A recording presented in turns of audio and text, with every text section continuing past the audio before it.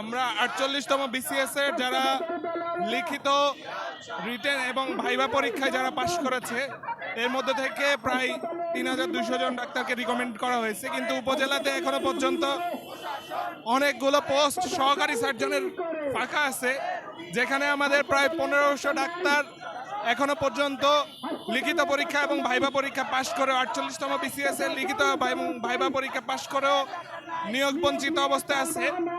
আমরা শূন্য পদগুলোতে এই ডাক্তারদের নিয়োগের দাবি জানাচ্ছি। এছাড়াও চলতি 44, 45 এবং 46, 47 বিসিএস এ রিপিট ক্যাডার ইস্যুর যৌক্তিক সমাধান চাচ্ছি। রিপিট ক্যাডার ইস্যু বলতে আমরা বোঝাচ্ছি 48তম বিসিএস এ অনেক ডাক্তারই 44, 45, 46, 47 বিসিএস এ অলরেডি নিয়োগ প্রাপ্ত কিংবা ভবিষ্যতে নিয়োগ প্রাপ্ত হবে, যারা 48 বিসিএস থেকে চলে যাবে।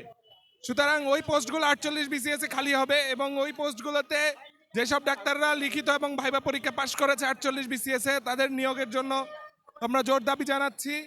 এই জন্য আমরা এখানে অবস্থান কর্মসূচি পালন করতেছি। সাথে আমরা আমাদের দাবি সচিবালয়ে পৌঁছে দেওয়া হয়েছে মাননীয় স্বাস্থ্য উপদেষ্টা এবং স্বাস্থ্য উপদেষ্টার বিশেষ সহকারীর কাছে।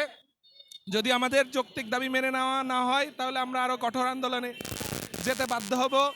আমরা গত 2 মাস ধরে এই যৌক্তিক নিয়োগের জন্য আন্দোলন চালিয়ে যাচ্ছি।